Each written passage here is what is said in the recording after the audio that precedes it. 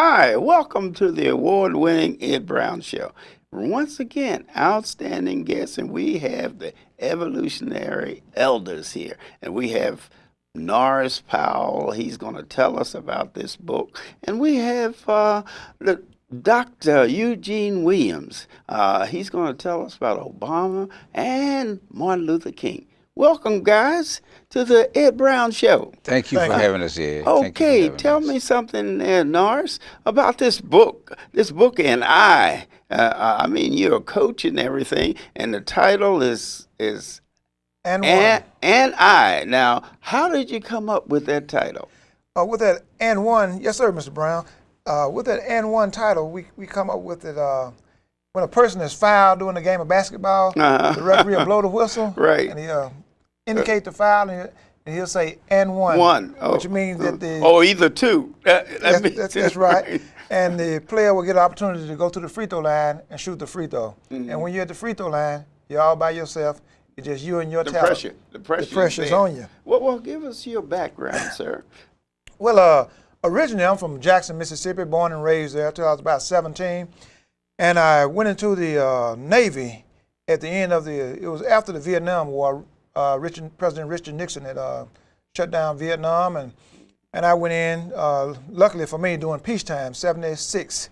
And I caught the tail end of the GI Bill, and I stayed in for 3 years, got to travel, see a piece of the world, mostly off the West Coast, California, and Korea, Japan, Hong Kong. Korea, that's where I was. I was in Yes, sir. Busan and Pohang. Busan and Incheon. And ironically, I was on a ship called the USS John S. McCain, DDG-36. And after that, I went to college at Jackson State University in Jackson, Mississippi. Beautiful. And majored in biology. And so you're a combination science teacher coach then? Yes, sir. Oh, I see. And after graduating from Jackson State, I went back into the Navy as a naval officer, and there was a difference between night and day. I never realized that life could be so good. And so I did my service during that time from 1986 until 1990, just before the Gulf War. The Congress did a drawdown on naval officers who did not attend the Naval Academy. So all the Naval Reserve officers who went through different colleges throughout the country, we had to come off active duty. And this was done, something done by Congress, and it was a thing that all the officers had to leave the military at that time, called a RIF, Reduction in Force. And so after that, I was on my way back to Mississippi, and I started teaching school because I've always had an affinity towards helping young people and helping folks learn the education and the education process. It fits right in with the Evolutionary Elders. Yes, sir, it does. As a matter of fact, but before I could teach, one day I got a phone call from Dallas, Texas, and they were looking for one person to fill a spot, to fill up a police academy class. And I went back to Dallas and went through the police academy, and I served as my police academy class president. And so I fulfilled one of my longtime dreams of being a president. So I was president of my police academy class. And so he said, "You want to be president?" Right? Yes, sir. And I worked in Dallas, which I had a wonderful time being a police officer. But the part of the police job, sometimes you end up doing things like serving warrants and arresting people, and you're negotiating people's problems. And I thought I would want to get on the front end of problem solving, which was education.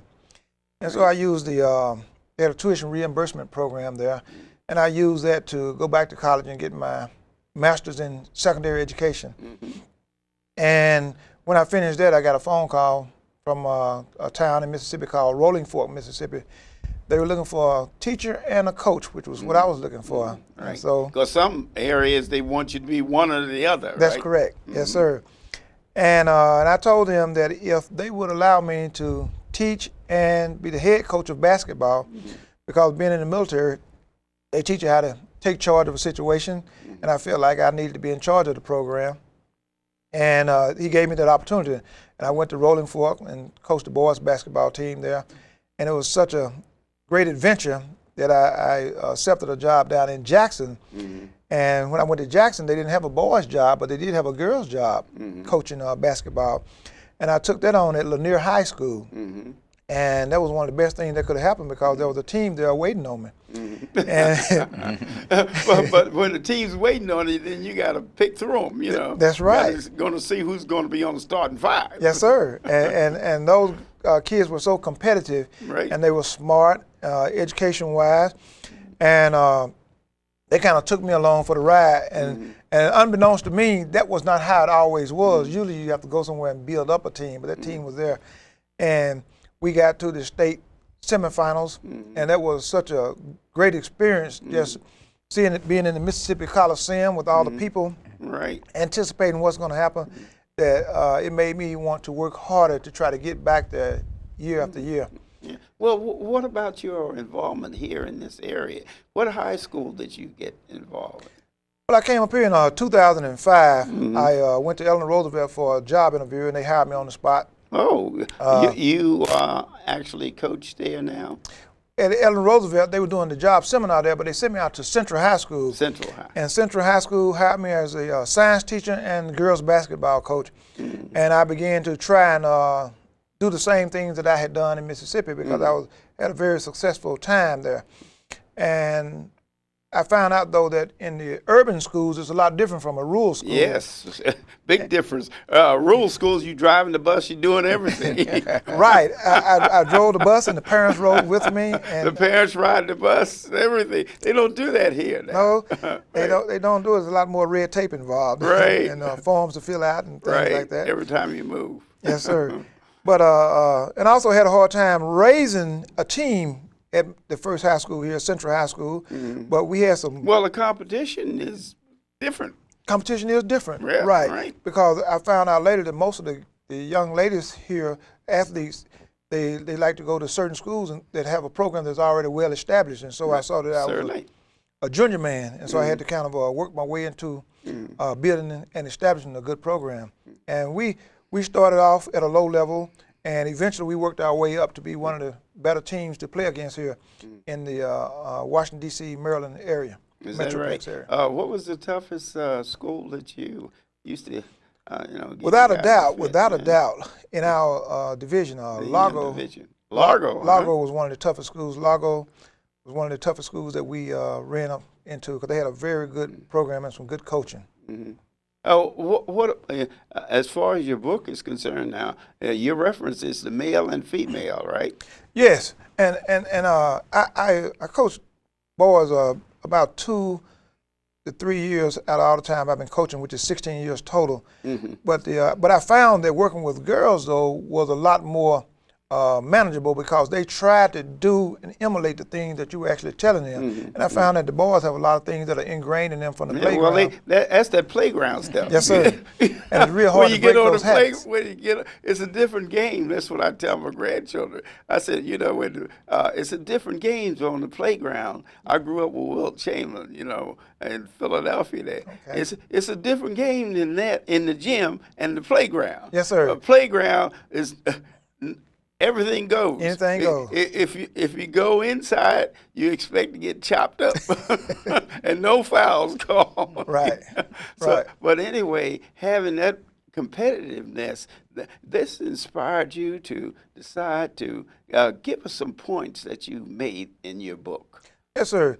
One of the main things I emphasize, even before we even throw the balls out, is education. And you want to be better than your teammates. You want to be better than your classmates. You want to be as much as you can be as far as academics are concerned, because even if you're one of the best players, you don't have the academics, you cannot go to the next level. Right. And we always emphasize going to that next level.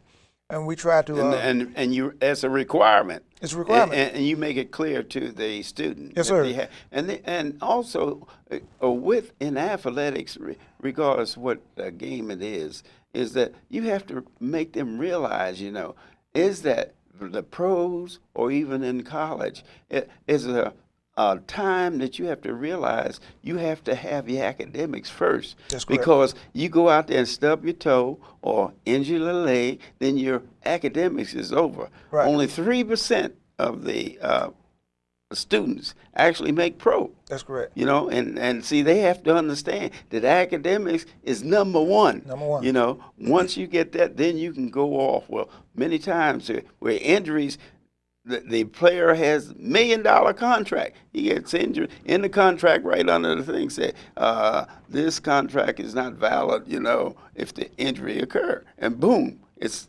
players right today, you know, that are out because of injuries, and they depended basically on their athletic ability. Right. Well, what was it? Philadelphia, the quarterback. Well, he hurt his right. He's left-handed, and he hurt his right hand. You know, but that can end your career. So therefore, it's imperative that the academics be stressed, and that's what you do here in the book. Right. Yes, sir. And as a coach, you try to. One of the good things about my background is that it has allowed me to do various different types of jobs. I've done things from working down in a steam engine, running a 1,200-pound steam plant, to flying an aircraft. What do you fly? Well, we flew trainer planes down in Navy, Pensacola. Pensacola, great. T-2 Buckeyes and the T-34 Charlie, which is a turboprop plane, and T-2 Buckeye is one of the twin-tip jets that you fly as a trainer. Fantastic. And I got to see a lot of the things that I knew that there were guys in my neighborhood who grew up with me who probably could have done that job a lot better than I had, but because of my education and aspirations, it allowed me to see a lot of things that some of my kids that I grew up with did not get a chance to see. So you emphasize in your book the education. Yes, sir. Make sure that they get involved in the education system, because what they do, they set an example. And what I liked about you, you were saying the difference in this area, metropolitan area, and the area down in Mississippi is that. I was saying that we have. So here is sort of rubber stamp. You know, certain things you had to go through. There you have more room, and you have more parental involvement than you do here. Yes, sir. Not only do we have more parental involvement, we have more autonomy to do with the program what you thought was best for it. And the parents came out and participated. A lot of the parents would sit in the bleachers while you were coaching and assisted. And at the same time, now when I moved up in this area working with the urban student, a lot of times I may not ever see the parent except for maybe on a game night or a big game.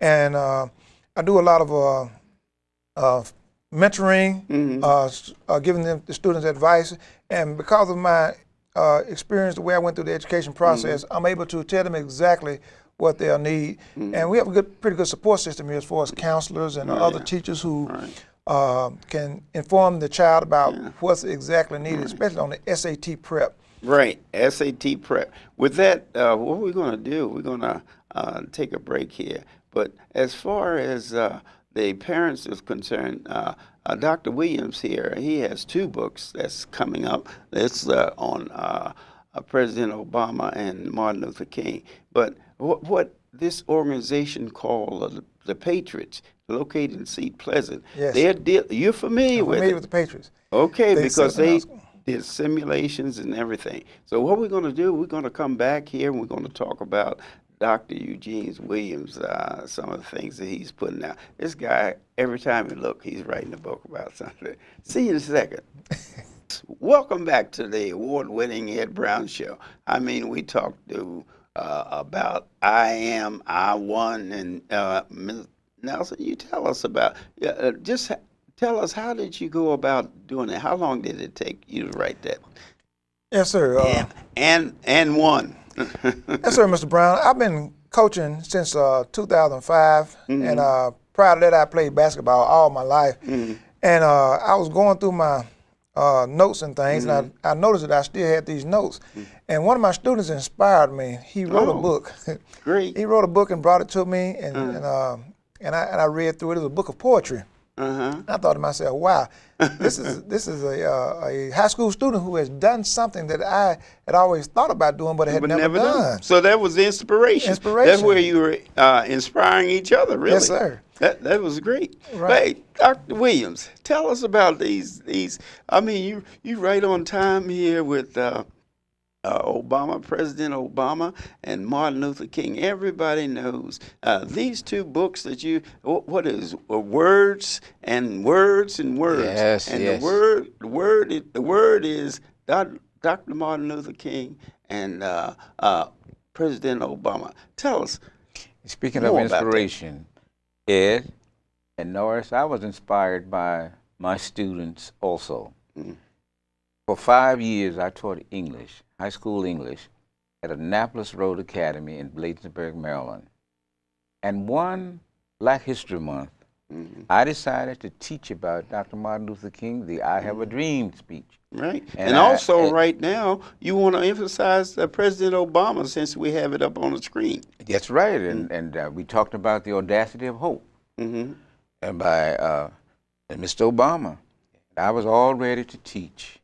I was really excited. Black History Month. And I started teaching, but I discovered shortly that my students could not pronounce many of the words. They couldn't pronounce words like oasis, sweltering. Now, they just couldn't pronounce them. And they didn't know the definitions of other words. And I said in that classroom, we have a problem. Mm-hmm. And one little fella in the back of the classroom raised his hand and said, Dr. Williams, yes, we do have a problem. But I believe that if you taught us those words differently, then we could learn them. And I said, differently? He said, yeah, with word searches. Have you ever done that? And I said, no, I've not done that.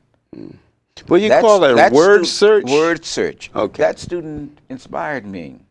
The first book was Words Crossing Across, Word Search on Barack Obama. Wrote that book before he was elected as president. Had no idea that he was going to become president. Wrote the book, there he became president. And I thought, now I've written about the President of the United States of America. How many teachers do you know in this country has written a book about the President of the United States of America? I said, but you know, I was inspired by the students when we were also talking about Dr. Martin Luther King, Jr.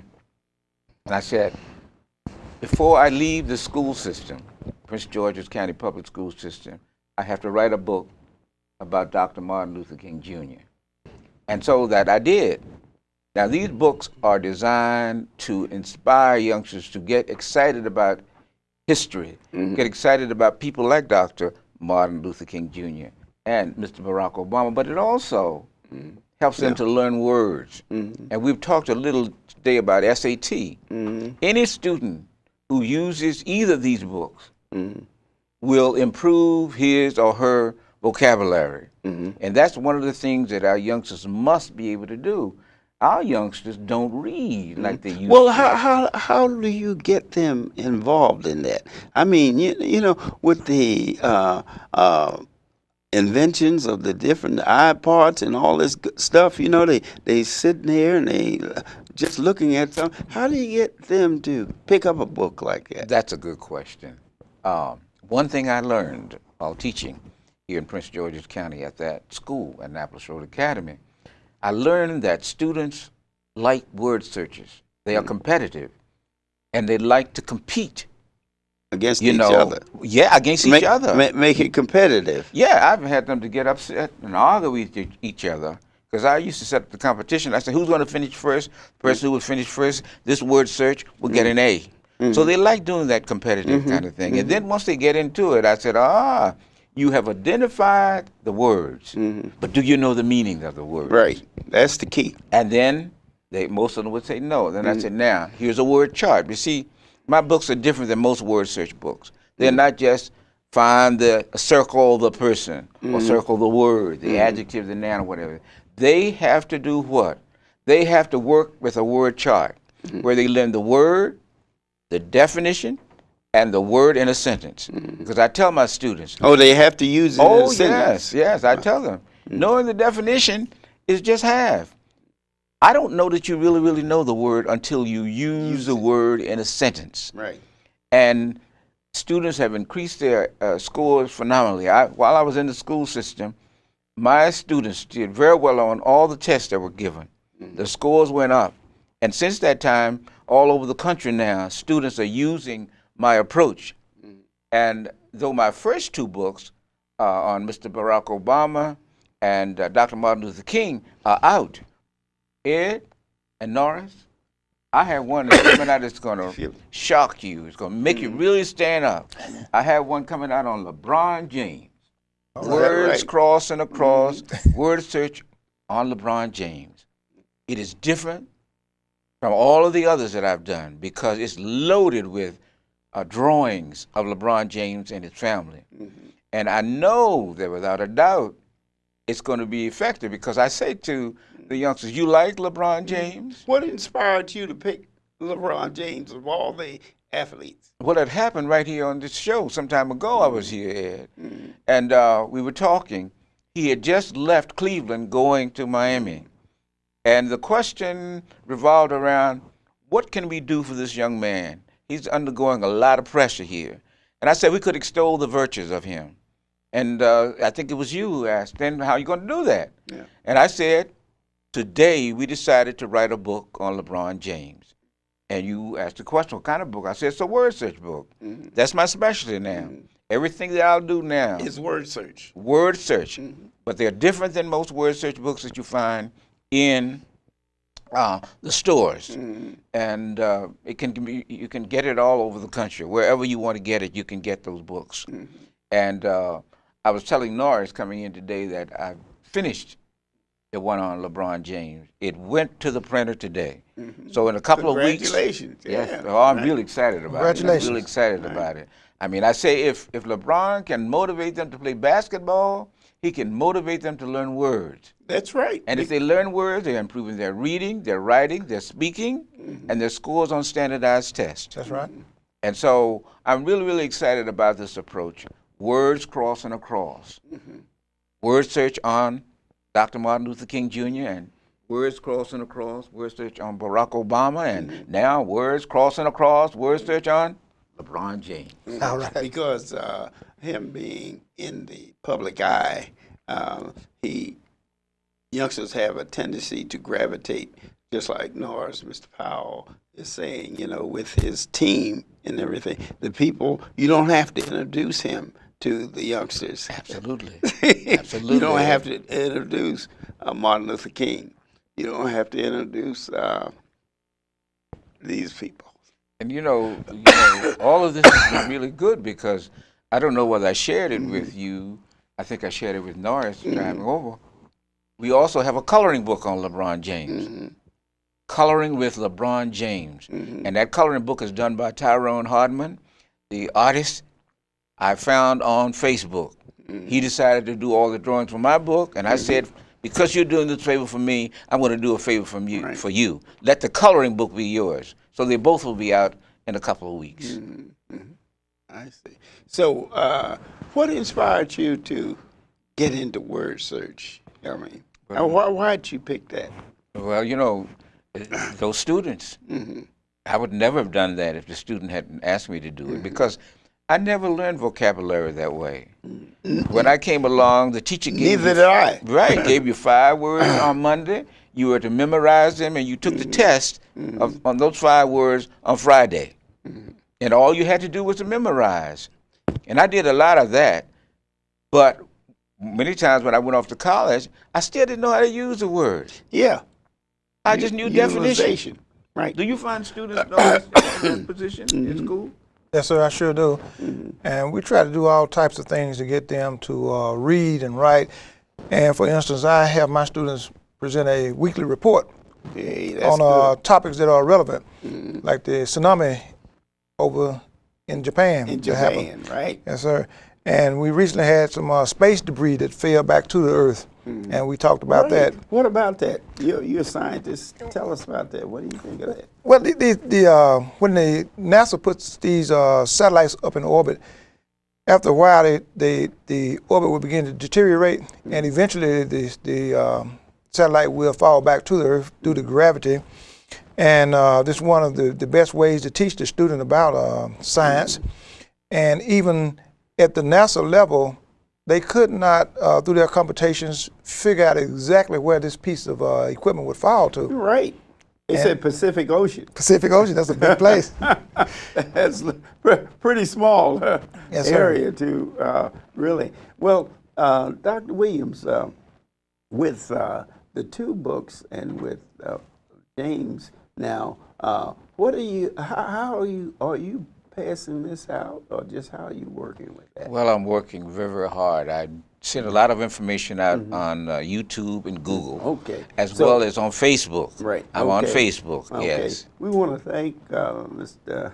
Norris there, Norris Nelson there. But I want to say that you have really gotten into it because you're next to the athletes. You're right there. The coaches, you know, they look upon you, you know what I mean, as a guide. And having this book and the way that Dr. Williams is doing this, you know what I mean, it really is something new. And words is a small title, but it's something that you can't forget. Can't forget. You know what I mean? And the way that he has it set up, it's a teaching mechanism. And I want to thank both of you for being here. The Evolutionary Elders, they every time we turn around, they got something new. So what you want to do, you want to make sure that you get those three books.